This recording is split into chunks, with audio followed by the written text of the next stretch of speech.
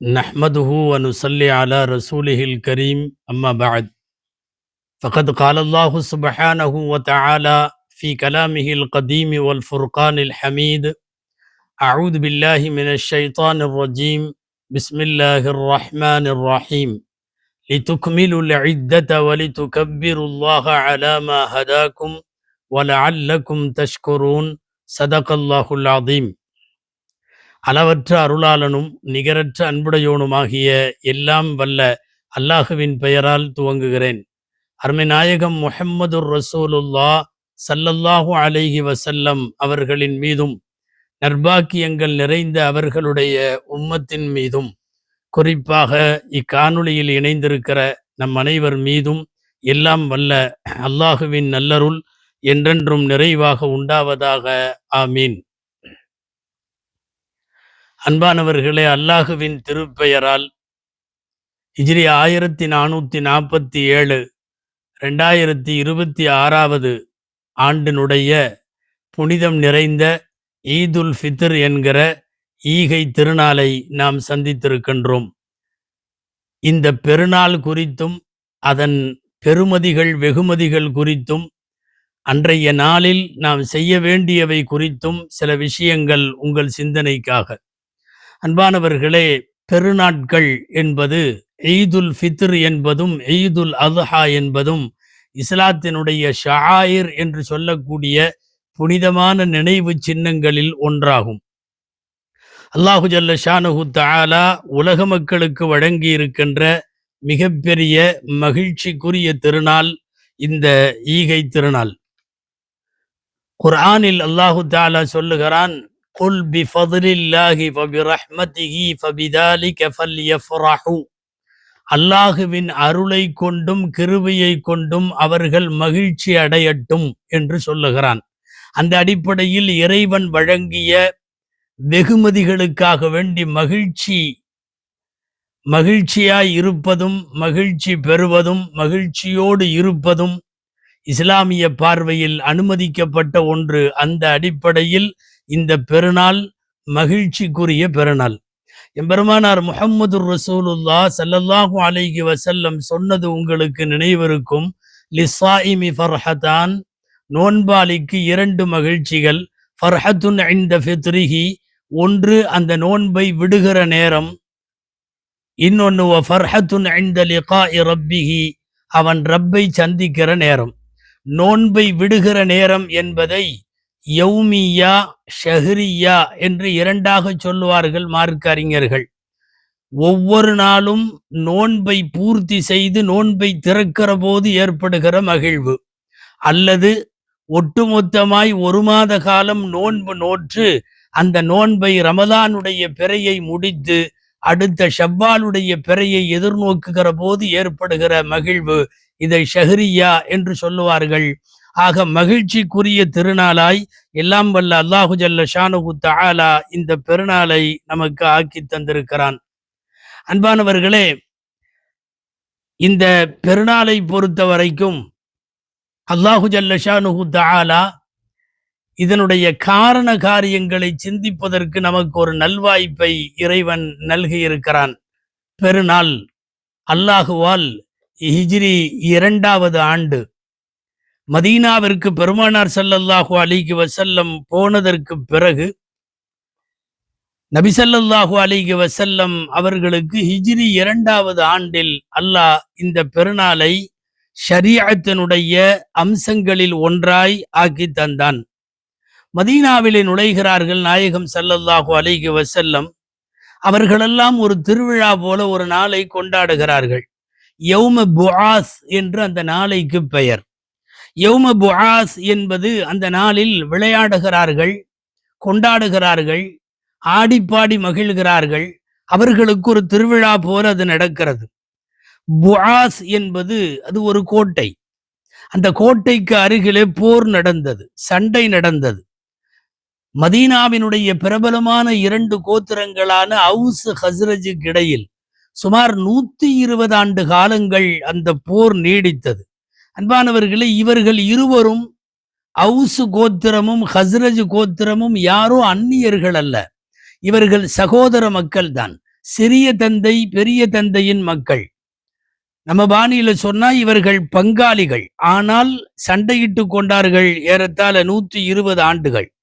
முதலில் ஆரம்பத்தில் புஆஸ் போரில் ஹஸ்ரஜுக்கு வெற்றி கிடைத்தது.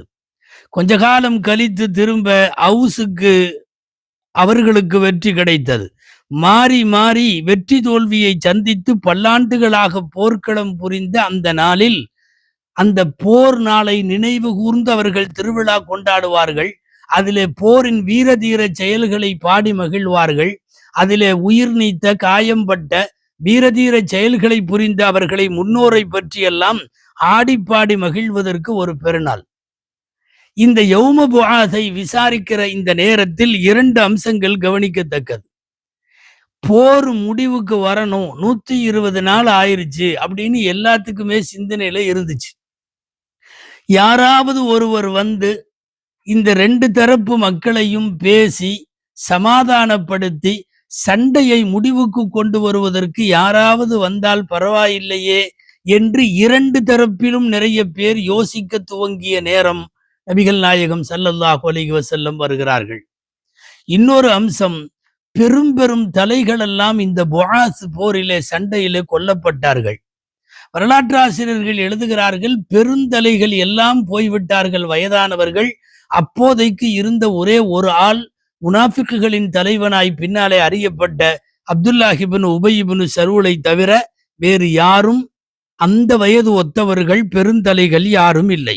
இப்படிப்பட்ட நேரத்தில் தான் இவர்கள் ஆடிப்பாடி மகிழ்கிற இந்த யௌம புஆஸ் என்கிற நாளை பற்றி கேள்விப்பட்ட நபி ஸல்லல்லாஹு அலைஹி வஸல்லம் சொன்னார்கள், கத் அப்தலகும் அல்லாஹு கைரம் மின்ஹுமா. அல்லாஹ் இந்த பெருநாளைக்கு பதிலாக நீங்கள் வருஷத்தில் 2 தடவை இந்த மாதிரி கொண்டாடுகிறீர்கள், இந்த 2 பெருநாளைக்கு பகரமாய் புதிதாய் 2 சிறந்த பெருநாட்களை அல்லாஹ் உங்களுக்கு தருவான் என்று சொன்னார்கள் ஸல்லல்லாஹு அலைஹி வஸல்லம். அதுதான் ஈதுல் ஃபித்ர் மற்றும் ஈதுல் அத்ஹா என்கிற 2 பெருநாட்கள் நமக்கு கிடைத்ததற்கான காரணங்களாய் நாம் பார்க்கிறோம். அன்பானவர்களே, நபிகள் நாயகம் ஸல்லல்லாஹு அலைஹி வஸல்லம் அவர்களுக்கு அவர்களின் உம்மத்துக்கு இறைவன் வழங்கிய இந்த பெருநாள் சந்தோஷத்திற்குரிய பெருநாளாக இருக்கிறது. ஆயிஷா ரதியல்லாஹு அன்ஹா அறிவிக்கிறார்கள், அபூபக்கர் ரதியல்லாஹு அன்ஹு அவர்கள் பெருமானார் ஸல்லல்லாஹு அலைஹி வஸல்லம் வீட்டுக்கு வருகிறார்கள். 2 சிறுமிகள் பாட்டு பாடி கொண்டிருக்கிறார்கள் பெருநாள் அன்று. ரசூலுல்லாஹி ஸல்லல்லாஹு அலைஹி வஸல்லமுக்கு முன்னால் பாட்டு பாடுகிறார்கள். ஆயிஷா அம்மா சொல்லுகிறார்கள், வமஹிய பிமுகன்னியத்தைன், அவர்கள் எப்போதும் பாட்டு பாடக்கூடியவர்கள் அல்ல, ஆடி பாடுபவர்களும் அல்ல. ஆனால் பெருநாள் மகிழ்ச்சிக்காக அவர்கள் கொண்டாடி பாட்டு பாடி கொண்டிருந்த போது உள்ளே நுழைகிற அபூபக்கர் ரலியல்லாஹு அன்ஹுவுக்கு கோபம் வருகிறது. அமிஸ்மாரு ஷைத்தானி ஃபீ பைத்தின் நபி ஸல்லல்லாஹு அலைஹி வஸல்லம், அன்னலாருடைய வீட்டிலே இப்படிப்பட்ட இசைக்கருவிகளும் ஆட்டமுமா என்று கோபத்தோடு அந்த 2 சிறுமிகளை கடிந்து கொள்ள போன நேரத்தில் ரசூலுல்லாஹி ஸல்லல்லாஹு அலைஹி வஸல்லம் அவர்கள் சொன்னார்கள், தஅஹுமா யா அபூபக்கர், அபூபக்கரே அந்த 2 பெண்களை விட்டு விடுங்கள். ஃபஇன்னனா ஃபீ யௌமி ஈதின், நாம் இப்போது ஈகை திருநாள் அன்றைக்கு பண்டிகை நாளாக இருக்கிறது, அவர்களை அனுமதியுங்கள் என்று சொன்னார்கள். இந்த அனுமதியை தான் பொதுவான ஆடல் பாடல் போன்ற சட்டங்களிலிருந்து விதிவிலக்கு பெற்று பெருநாள், திருமண நாள், விசேஷ நாட்கள் போன்றவற்றில் அதிகமான இசைக்கருவிகள் இல்லாமல் பாடிக்கொள்ளுவதற்கான அனுமதியை மார்க்க அறிஞர்கள் பெற்றுத் தருகிறார்கள். ஆக சந்தோஷத்திற்குரிய நாளாக பெருநாள் கொண்டாடப்படுகிறது. அடுத்து ஒரு செய்தி, நபிகள் நாயகம் ஸல்லல்லாஹு அலைஹி வஸல்லம் அவர்கள் சூடானிகள், ஹபஷாவை சார்ந்த கருப்பினத்தை சார்ந்த பல பேர் ஸல்லல்லாஹு அலைஹி வஸல்லமுடைய பள்ளிவாசலிலேயே அவர்கள் மல்யுத்தம், விளையாட்டுகள், போட்டிகள் நடத்தி அவர்களுடைய விளையாட்டை பெருமானார் ஸல்லல்லாஹு அலைஹி வஸல்லம் பார்த்தார்கள். சொன்னார்கள், தூனக்கும் தூனக்கும் யா பனி அஃப்ரிதா, தூனக்கும் யா பனி அஃப்ரிதா, மக்களே அந்த மல்யுத்த வீரர்களை பார்த்து ஸல்லல்லாஹு அலைஹி வஸல்லம் சொன்னது, ஹத்தா தஅலமல் யஹூது, யகூதிகள் அறிந்து கொள்ளட்டும், அன்னஃபி தீனினா ஃபுஸ்ஹதன், நம்முடைய மார்க்கத்திலேயும் விசாலத்திற்கு இடம் உண்டு. நம்முடைய மார்க்கம் இறுக்கமானது அல்ல, கடுமையானது அல்ல. இன்னொரு ரிவாயத்தில் இப்படியே வருகிறது, வ இன்னமா புஇஸ்து பிஹனீஃபிய்யத்தின் சம்ஹா, ஒரு பெருந்தன்மையான மார்க்கத்திற்காக வேண்டி நான் அனுப்பி வைக்கப்பட்டிருக்கிறேன் என்று அல்லாஹுவின் தூதர் ஸல்லல்லாஹு அலைஹி வஸல்லம் சொன்னார்கள். ஈது பெருநாளை மகிழ்ச்சியாக கொண்டாடுவதற்கு இங்கே அனுமதி உண்டு என்பதைத்தான் இந்த செய்திகளெல்லாம் நமக்கு சொல்லித் தருகிறது. வாருங்கள், பெருநாளைக்குள்ள சில செயல்பாடுகளை பார்ப்போம். அன்பானவர்களே, முதல் செய்தி, பெருநாளை கன்று அல்லாஹுவுடைய தூதரினுடைய சொல்லித்தந்த சட்டங்களையும் வழிமுறைகளையும் பார்ப்போம். 1, பெருநாள் அன்று நோன்பு வைக்க கூடாது. நோன்பு வைக்கிறது ஹராம்.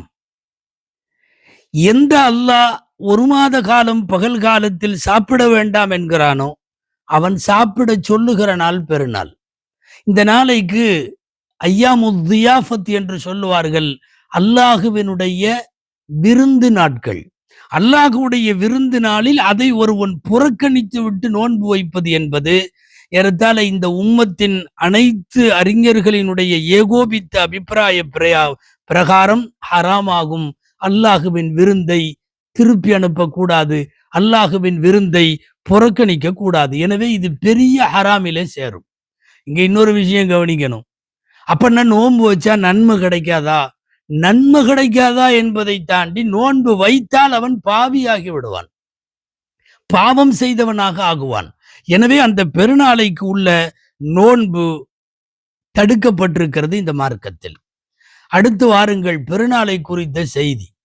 பெருநாள் என்று டிக்ளேர் ஆகிவிட்டால், பிறை பார்த்து அல்லது தகவல்கள் மூலம் உறுதிப்படுத்தப்பட்டு விட்டால், ஃபர்ஸ்ட் அமல் என்ன தெரியுமா? முதல் அமல் தக்பீர் சொல்லுவதுதான். பிறை தெரிந்தது என்று சொன்னாலே முதல் தரம் தக்பீர் சொல்லுவதுதான். குர்ஆனுடைய ஆயத்து அது, வலி துக்மிலுல் இத்தத வலி துகப்பிருல்லாஹ், எண்ணிக்கையை பூர்த்தி செய்துவிட்டு அவர்கள் அல்லாஹுவை தக்பீர் சொல்லட்டும் என்கிற குர்ஆனுடைய வசனத்தின் அடிப்படையில் பெருநாள் என்று தெரிந்தவுடன் முதலில் செய்ய வேண்டிய செயலாக தக்பீர் சொல்லுவதை மார்க்க அறிஞர்கள் முன்னிறுத்துகிறார்கள். பெருநாளுடைய தக்பீர் மிக முக்கியமான இந்த உம்மத்தினுடைய அமலாகும். அடுத்து செய்தி, பெருநாள் அன்றைக்கு குளித்தல். பெருநாள் அன்றைக்கு குளிப்பது சுன்னத்து. நபிகள் நாயகம் ஸல்லல்லாஹு அலைஹி வஸல்லம் அவர்களை குறித்து வந்திருக்கிற செய்திகளிலும் சஹாபாக்களை குறித்து வந்திருக்கிற செய்திகளிலும் பெருநாள் அன்று குளிப்பது என்பது உயர்ந்த நபி வழி.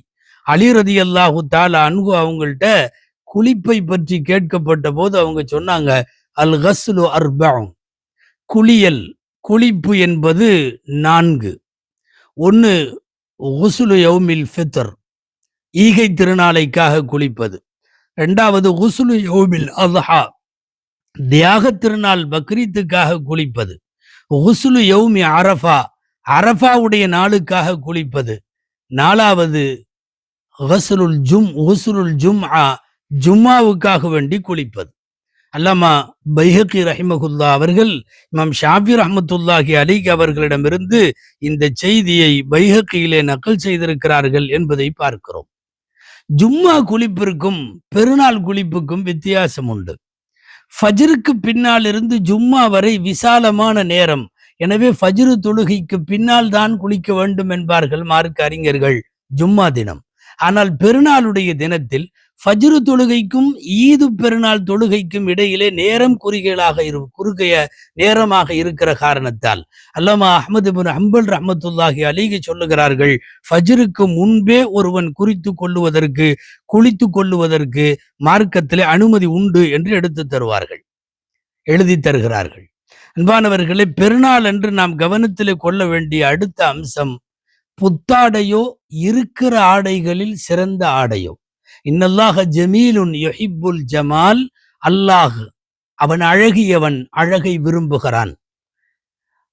அந்த அடிப்படையில் பெருமானார் ஸல்லல்லாஹு அலைஹி வஸல்லம் பெருநாளைக்கென்று அணிவதற்கென்று விசேஷமான ஆடைகளை அவர்கள் வைத்திருந்தார்கள். அந்த ஆடைகளை அவர்கள் அணிவார்கள் என்றெல்லாம் நபிமொழிகளில் காண கிடைக்கிறது. வாருங்கள், அடுத்த செய்தி பெருநாளை குறித்து கவனம் செய்ய வேண்டியது புத்தாடை உடுத்தியதற்கு பிறகு அத்தர் பூசுவது. அத்தர் பெருநாளைக்கென்று பூச வேண்டும். ஒரு சின்ன வித்தியாசம் உண்டு. ஒருவன் ஜும்மா தொழுகைக்கு அத்தர் பூசுகிறான், அது ஜும்மா தொழுகைக்காக. பெருநாள் என்று அத்தர் பூசுகிறான், பெருநாள் தொழுகைக்காக அல்ல, அது பெருநாளைக்காக. ஒரு சின்ன வித்தியாசம் இங்கே உண்டு. ஒண்ணுமில்ல, ஒரு சின்ன உதாரணம். யாராவது ஒருத்தர் வீட்டுல பேஷண்ட், அவரு ஈது தொழுகைக்கு போக முடியாது, அவரு பெட்ல படுத்திருக்கிறார், அல்லது அவருடைய காலில் ஏதேனும் ஒரு உபாதை, அவர்னால ஈதுகாவுக்கெல்லாம் போக முடியாது. அவருக்கும் புத்தாடை உடுத்துகிறார்கள், அவருக்கும் அத்தர் பூச வேண்டும். அவர் தொழுகைக்கு போகலன்னா பரவாயில்ல. ஈது பெருநாள் என்று பூசப்படுகிற அத்தர் நறுமணம் என்பது பெருநாளைக்கானது. ஜும்மா அன்று பூசுவது ஜும்மாவினுடைய தொழுகைக்கானது என்கிற கவனம் இங்கே கொள்ளப்பட வேண்டும். வாருங்கள், மிக முக்கியமான அமல். குளித்து விட்டோம், நல்ல ஆடை உடுத்தி விட்டோம், அத்தர் பூசி விட்டோம், பெருநாள் தொழுகைக்கு போக வேண்டும். அதற்கு முன்னால் சதகத்துல் ஃபித்ர் என்று சொல்லக்கூடிய, ஜகாத்துல் ஃபித்ர் என்றும் வழங்கக்கூடிய இந்த உயர்ந்த இபாதத்தை செய்ய வேண்டும். ஏழை எளியவர்களுக்கு மார்க்கம் சொல்லுகிறபடி சதகத்துல் ஃபித்ர் தர வேண்டும். சதகத்துல் ஃபித்ர் என்பது என்ன? நபிகள் நாயகம் ஸல்லல்லாஹு அலைஹி வஸல்லம் சொன்னார்கள், உக்னூஹும் அனி சுவாலி ஃபீ தாலிகல் யௌம். அந்த ஏழைகளை அன்றைய நாளில் யாசகம் கேட்பதை விட்டும் அவர்களை தேவையற்று வையுங்கள், அவர்களுக்கு தாருங்கள். எப்போது கொடுக்க வேண்டும்? ஈது தொழுகைக்கு முன்னாலே கொடுக்கப்பட வேண்டும். அது பின்னாலே கொடுத்தால் அது வெறும் சதக்காவாகும், சதகத்துல் ஃபித்ராக ஆகாது. சரி, சதகத்துல் ஃபித்ர் நீங்கள் எதற்காக கொடுக்க வேண்டும்? ஹதீஸில் 2 வாக்கியம் வருகிறது, தொஹ்ரத்துல் ஸாயிமீன் வ துஅமத்துல் மசாக்கீன். நம்முடைய நோன்புகளில் ஏற்பட்ட பல்வேறு குறைபாடுகள், சிறிய சிறிய பிழைகள், நோன்பிற்கு முரணான செயல்கள், இவைகளெல்லாம் இறையச்சத்திற்கு மாற்றமான சில வேலைகள் நடந்திருக்கலாம். அந்த குறைகள் நிவர்த்தி செய்வதற்கு சதகத்துல் ஃபித்ர் பயன்படும். இது 1வது. 2வது, துஅமத்துல் மசாக்கீன், அது ஏழைகளுக்கு உணவாக வழங்கப்படுவது. அன்றைய நாளில் யாரும் பசித்திருக்க வேண்டாம் என்கிற அடிப்படையில் அல்லாஹ்வுடைய விருந்து நாட்களில் அவர்களுக்கு தரப்படுவது. ஷாஃபி மத்ஹபின் பிரகாரம் 3 கிலோ 200 கிராம் எடை உள்ள தானியமாகவே வழங்க வேண்டும். ஹனஃபி மத்ஹபினுடைய சட்ட பிரகாரம் 2,400 தானியமாய் அல்லது கிரயமாய் ஈது தொழுகைக்கு செல்லுவதற்கு முன்னாலே தர வேண்டும் என்று மார்க்கத்திலே வலியுறுத்தப்படுகிறது. அன்பானவர்களை, பெருநாள் இன்றைக்கு செய்யப்படக்கூடிய எல்லா இபாதத்துகள், துஆக்கள் எல்லாம் கூட அல்லாஹுவால் அங்கீகரிக்கப்படுபவை என்கிற காரணத்தால் இவைகள் கவனிக்கப்பட வேண்டும். அடுத்து ஈதுகாவுக்கு போக வேண்டும். ஸல்லல்லாஹு அலைஹி வஸல்லம் நடந்தே போனார்கள், நடந்தே திரும்பி வந்தார்கள். மார்க்க அறிஞர்கள் இதுல விதிவிலக்கு தருகிறார்கள். பக்கத்துல இருந்தா நடந்து போறதுதான் சிறப்பு. ஒருவேளை தூரமாக இருக்குமானால் பெருநாள் தொழுகைக்கு வாகனத்திலே போகலாம். யாராவது அப்படி நடந்து போவது முடியும் என்று சொன்னால் அவர்கள் அவ்வாறு போவது சிறப்பானது. போவதற்கு முன்னால், ஈது தொழுகைக்கு போறதுக்கு முன்னாடி, நபிகள் நாயகம் ஸல்லல்லாஹு அலைஹி வஸல்லம் அவர்கள் உடைய நபி வழிகளில் ஒன்று, ஈதுல் ஃபித்ர் ஈகை திருநாள் அன்று பேரித்தம்பழங்களை அல்லது இனிப்பு ஹல்வாக்களை எதையாவது சாப்பிட்டு விட்டு போக வேண்டும். பேரித்தம்பழமாக இருந்தால் ஸல்லல்லாஹு அலைஹி வஸல்லம் சொல்லுகிறார்கள், அவர்கள் செய்தது ஒற்றைப்படையாக 1, 3, 5, 3 சிறப்பானது, சாப்பிட்டு விட்டு போக வேண்டும். ஈதுல் அல்ஹாவுக்கும் ஈதுல் ஃபித்ருக்கும் இடையில இருக்கிற வேறுபாடு அதுதான். ஈதுல் அல்ஹா பெருநாள் தொழுகைக்கு செல்லுகிற போது ஸல்லல்லாஹு அலைஹி வஸல்லம் எதுவும் சாப்பிட மாட்டார்கள். தொழுகை முடித்து விட்டு வந்து குர்பானி கொடுத்து அதனுடைய இறைச்சியிலிருந்து சாப்பிடுவார்கள் முதலில் என்று வருகிறது. எனவே நாளைய இந்த ஈதுல் ஃபித்ருக்கு செல்லுகிற போது ஒற்றைப்படையில் பேரித்தம் பழங்களை சாப்பிட்டு விட்டு செல்லுவது சிறந்தது என்பதும் இங்கே நாம் கவனத்தில் கொள்ள வேண்டும். சிறுவர் சிறுமிகளை எல்லாம் கூட இந்த ஈகை திருநாளுக்கு அழைத்து செல்ல வேண்டும். ஸல்லல்லாஹு அலைஹி வஸல்லமுடைய காலத்தில் அவ்வாறு முசல்லாவுக்கு அவர்கள் ஈதுகாவிற்கு அழைத்து சென்றார்கள் என்று வருகிறது. நபிகள் நாயகம் ஸல்லல்லாஹு அலைஹி வஸல்லமினுடைய சுன்னத்தான வழிமுறைகளை பின்பற்றி இந்த பெருநாளினுடைய அமல்கள் அமைத்து கொள்ளப்பட வேண்டும். நினைவில் இருக்கட்டும், இந்த நாள் ரஹ்மத்துடைய நாள், மன்னிப்பின் நாள், உறவுகளை பேணும் நாள், ஏழைகளுக்கு வழங்கும் நாள். பெருநாள் அன்று முக்கிய உங்களுடைய செயல்பாடுகளில் உறவுகளை சந்திப்பது, அவர்களோடு அளவலாவுவது, அன்பு செலுத்துவது, பரஸ்பரம் நமக்கிடையிலே கிருபையையும் கருணையையும் பரிமாறிக்கொள்வது, இதுவெல்லாம் ஈது பெருநாளின் உயர்ந்த லட்சியங்கள். உறவுகளை தேடுவதும் அந்த உறவுகளை பேணுவதும் மிக முக்கியமான அமலாகும். அல்லாஹு ஜல்ல ஷானஹு தஆலா மகிழ்ச்சிக்குரிய இந்த திருநாளில் அவன் நல்லடியார்களுக்கு வழங்குகிற கூலிகளை எல்லாம் அல்லாஹ் நமக்கும் வழங்குவானாக என்று இந்த அல்லாஹுவிடத்திலே துஆ செய்து கொண்டு, இந்த ஈகை திருநாள் ஹிஜ்ரி 1447 ஈதுல் ஃபித்ர் பெருநாள் நல்வாழ்த்துக்களை உங்கள் எல்லோருக்கும் சொல்லிக் கொள்ளுவதில் மகிழ்ச்சி அடைகிறோம்.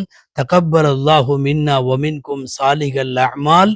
ஈதுக்கும் ஈதுல் ஃபித்ர் என்கிற ஈது பெருநாள் வாழ்த்தை ஒரு இஸ்லாமிய சொற்பொழிவு புனித ரமலானுடைய இறுதி 10 நாட்களில் இஸ்லாமிய சொற்பொழிவாற்றுவதற்காக வேண்டி ஐரோப்பிய நாடுகளின் பயணத்திற்கிடையில் பிரான்ஸ் நாட்டினுடைய பாரிஸ் தலைநகரத்திலிருந்து உங்களோடு பெருநாள் வாழ்த்துக்களை பரிமாறிக்கொள்ளுகிறேன். எல்லாம் வல்ல அல்லாஹ் நம் அனைத்து செயல்களையும் ஏற்பானாக. வஆகிரு தஅவானா அனில் ஹம்துலில்லாஹி ரப்பில் ஆலமீன். அஸ்ஸலாமு அலைக்கும் வரஹ்மத்துல்லாஹி வபரகாத்துஹு.